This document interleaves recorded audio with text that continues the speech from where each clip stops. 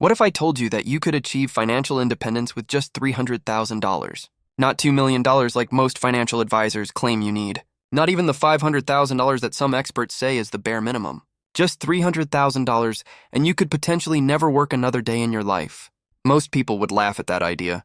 They'd say you're living in a fantasy world where money grows on trees and expenses don't exist. But here's the thing that might blow your mind. There are people right now living comfortably, traveling the world and pursuing their passions with exactly that amount of money working for them. My name is Adam, and I help people understand how simple financial strategies can create extraordinary results. If you're tired of being told you need millions to retire and want to discover how regular people are achieving freedom with far less, subscribe to the channel so you can avoid listening to Karen whine about her kids at the water cooler every morning for the next 30 years. Here's where most people get stuck before they even start.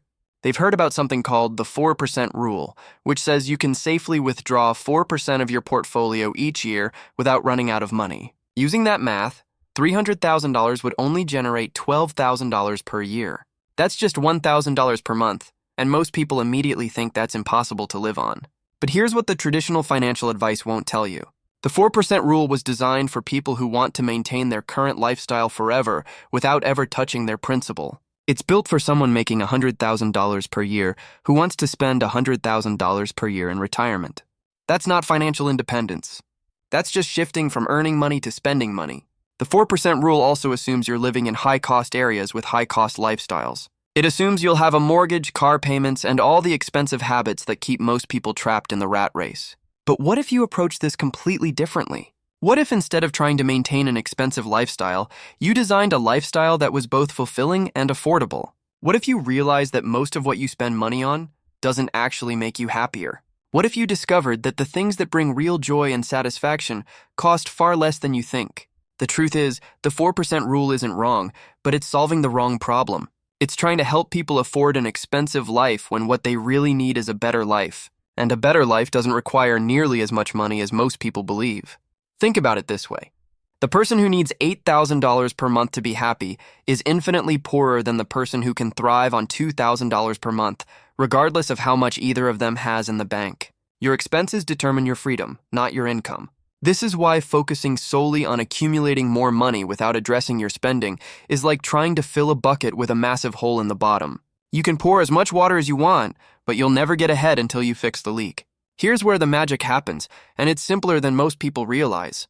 The strategy has two main components that work together to make $300,000 stretch far beyond what traditional advice suggests is possible. First, you get ruthlessly honest about what you actually need versus what you think you want. Most people are spending money on things that don't improve their lives in any meaningful way.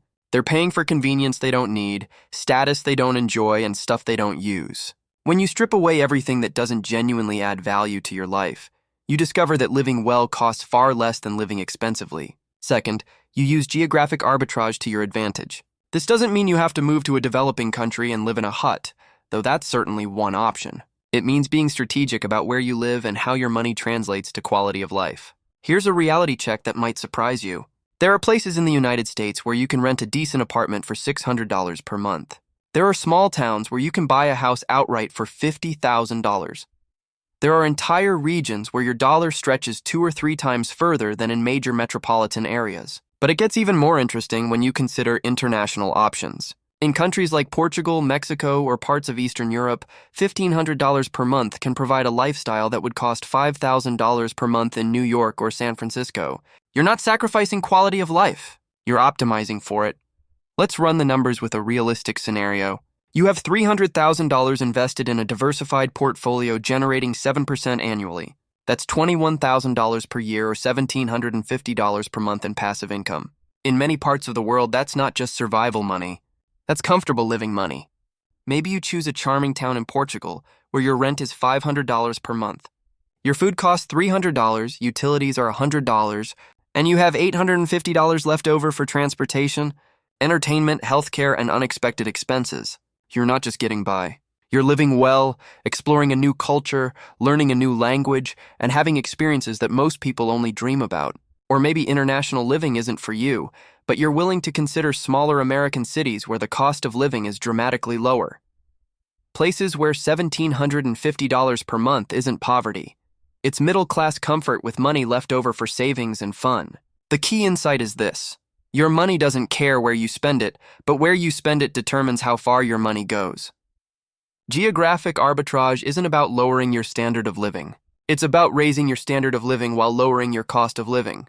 Here's something that will completely change how you think about financial independence, and it's an advantage that most high earners will never have. When your income is low, the tax system actually works in your favor in ways that can dramatically accelerate your path to freedom. Let me explain how this works because it's honestly mind-blowing once you understand it.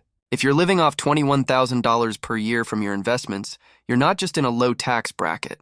You might not owe any federal income taxes at all. For 2025, the standard deduction for a single person is $15,750. That means the first $15,750 of your income is completely tax-free. If your total income is $21,000, you're only paying taxes on $5,025. At the 10% tax bracket, that's just $525 in federal taxes for the entire year. But it gets even better. If your income comes from qualified dividends and long-term capital gains, which it will if you're investing properly, you might pay zero federal taxes on that income. The capital gains tax rate for people in the lowest tax brackets is literally 0%. Think about what this means. You could be living comfortably on $21,000 per year and keeping almost every penny of it. Meanwhile, someone making $100,000 per year is losing $25,000 or more to taxes alone. They need to earn $125,000 just to take home what you're keeping from $21,000. This tax advantage extends beyond just federal income taxes. Many states have no state income tax, and if you're living internationally, you might qualify for the foreign earned income exclusion, which can eliminate U.S. taxes on income up to about $120,000 per year. But here's where it gets really interesting. Because your official income is so low, you might qualify for subsidies and programs that high earners can't access. Healthcare subsidies through the Affordable Care Act, for example, could reduce your health insurance costs to almost nothing. You might qualify for reduced cost utilities, property tax exemptions, or other local programs designed to help people with lower incomes. The irony is that you're financially independent with $300,000 in assets, but on paper your income looks like you need help. This creates a situation where your effective cost of living drops even further. If healthcare that would cost a high earner $800 per month only costs you $100 because of subsidies, that's $700 more per month in your pocket.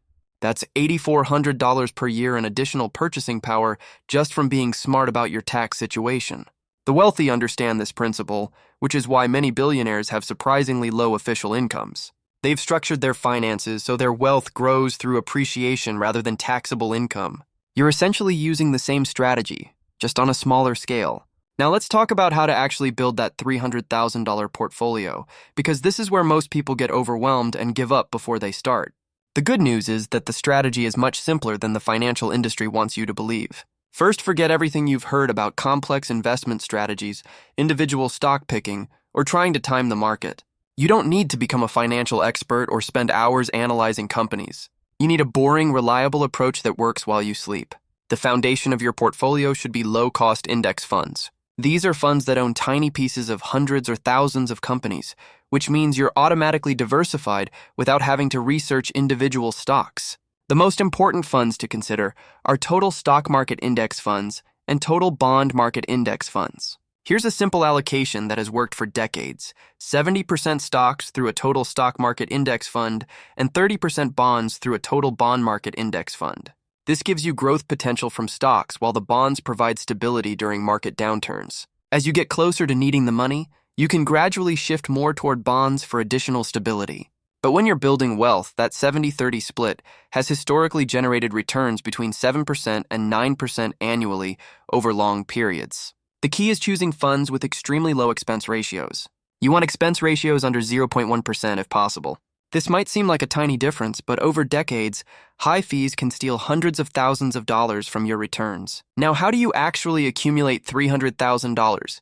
If you can save $1,000 per month and invest it in this portfolio, you'll reach $300,000 in about 20 years, assuming 7% annual returns. If you can save $1,500 per month, you'll get there in about 15 years. But here's where most people sabotage themselves. They think they need to save huge amounts from day one. Start with whatever you can, even if it's just $200 per month. The habit of consistent investing is more important than the amount when you're starting out. Every raise you get, every tax refund you receive, every bonus or side hustle income should go directly into this portfolio. Don't let lifestyle inflation steal your future freedom. Treat your investment contributions like a non-negotiable bill that must be paid every month. The beautiful thing about this approach is that it's completely automatic once you set it up. You can have money transferred from your checking account to your investment account on the same day you get paid. You never see the money, so you never miss it. Most brokerages offer automatic investing where your contributions are immediately invested in your chosen funds. This eliminates the temptation to time the market or make emotional decisions based on daily market movements. The hardest part isn't the investing strategy. It's maintaining the discipline to keep investing consistently, especially during market downturns when everything feels scary. But those downturns are actually when your regular contributions buy the most shares for your money. Here's where this strategy gets even more powerful, and it's something that traditional retirement advice completely ignores. You don't have to choose between working full-time forever or never working again. There's a middle ground that makes $300,000 go much further while giving you incredible flexibility. It's called Barista FIRE, and the concept is brilliant in its simplicity. Instead of generating 100% of your income from investments, you generate maybe 60% to 70% from your portfolio and cover the rest with part-time work that you actually enjoy. Think about what this means for your numbers. If your $300,000 is generating $1,750 per month, you only need to earn an additional $500 to $800 per month to live very comfortably. That's not a full-time job. That's 15 to 20 hours per week doing something you find interesting or meaningful. Maybe you work part-time at a local bookstore because you love being around books and talking to readers. Maybe you do freelance writing, tutoring, or consulting in your area of expertise. Maybe you drive for a rideshare service a few hours per week or sell crafts online. The key is that you're choosing this work because you want to, not because you have to. This approach creates multiple layers of financial security. If the stock market has a bad year and your investment income drops temporarily, your part-time income helps bridge the gap. If you get tired of your part-time work, your investments provide a safety net while you find something else or take a break entirely. But here's the psychological benefit that might be even more valuable than the financial one. Many people struggle with the idea of complete retirement because they derive meaning and social connection from work. Barista FIRE lets you maintain those benefits without the stress and time commitment of a traditional career. You're working because you choose to, not because you're trapped.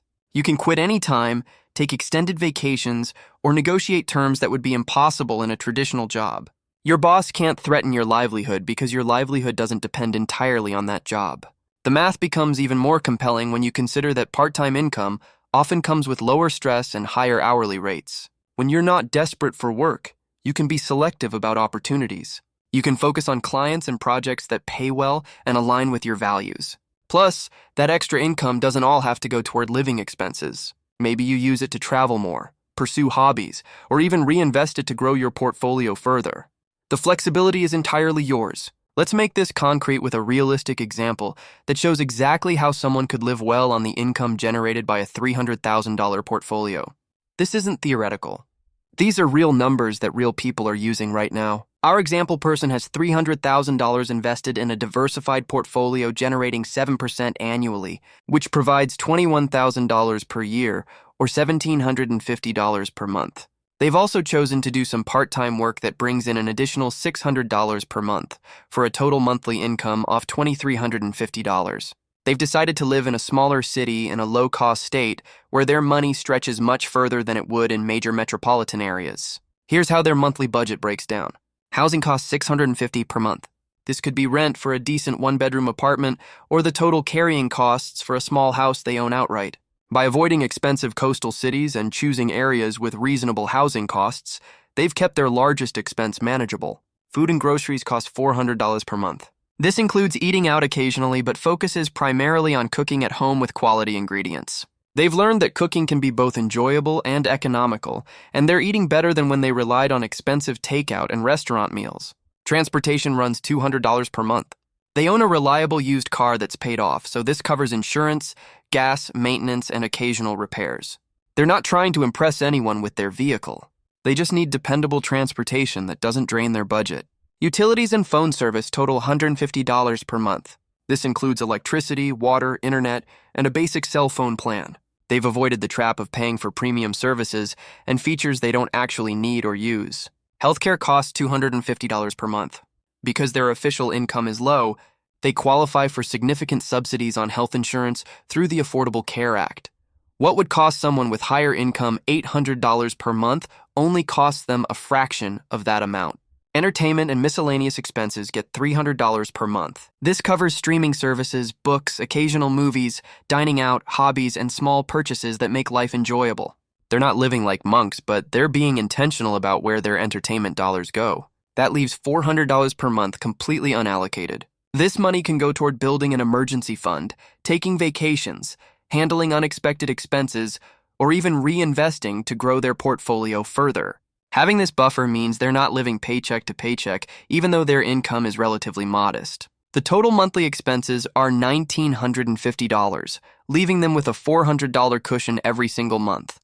Over the course of a year, that's $4,800 in additional financial flexibility. They're not just surviving on this budget. They're thriving while building additional wealth and security. This example shows that $300,000 can absolutely provide financial independence when you're strategic about your lifestyle choices and location. The key is designing a life that's both fulfilling and affordable, rather than trying to maintain expensive habits that don't actually improve your happiness. Now let's address the elephant in the room. Every time someone talks about living on a smaller amount of money, three concerns immediately come up. What about healthcare costs? What about inflation eating away at your purchasing power? And what happens if the stock market crashes right when you need the money? These are legitimate concerns, and anyone pursuing this strategy needs to have solid answers. The good news is that each of these risks can be managed much more easily than most people realize. Healthcare is probably the biggest worry for most Americans, and rightfully so. Medical bills are the leading cause of bankruptcy in this country. But here's where having a low official income actually becomes a massive advantage. When your income is $21,000 per year, you qualify for substantial healthcare subsidies that can reduce your insurance costs to almost nothing. Through the Affordable Care Act marketplace, someone with this income level might pay as little as $50 to $100 per month for health insurance that would cost a high earner $800 or more. The subsidies aren't just for premiums either. They also reduce deductibles and out-of-pocket maximums, making healthcare genuinely affordable. If you're living internationally, many countries offer high-quality healthcare at a fraction of U.S. costs. In countries like Portugal or Mexico, you can get excellent medical care for what you'd pay as a copay in the United States. Some expats find that even paying out of pocket for routine care costs less than their old insurance premiums. Inflation is the second major concern, and it's actually built into the strategy if you do it correctly. Historical stock market returns already account for inflation. When we talk about 7% annual returns, that's the real return after inflation has been factored in. Your purchasing power isn't just maintained, it actually grows over time. Plus, when you're living on investment returns rather than spending down your principal, your portfolio continues to grow even while you're drawing income from it. If inflation pushes your expenses higher, your portfolio value and the income it generates tend to rise proportionally. The flexibility of this approach also provides inflation protection that traditional retirement plans lack. If costs rise significantly in one area, you can relocate to somewhere more affordable. If healthcare gets expensive in the US, you can move to a country with better healthcare costs. You're not locked into any particular location or lifestyle. Market crashes are the third big fear, and this one requires the most careful planning. The key is understanding that market volatility is temporary while market growth is permanent. Over any 20-year period, the stock market has never lost money. The crashes are real, but they're also opportunities if you're prepared for them.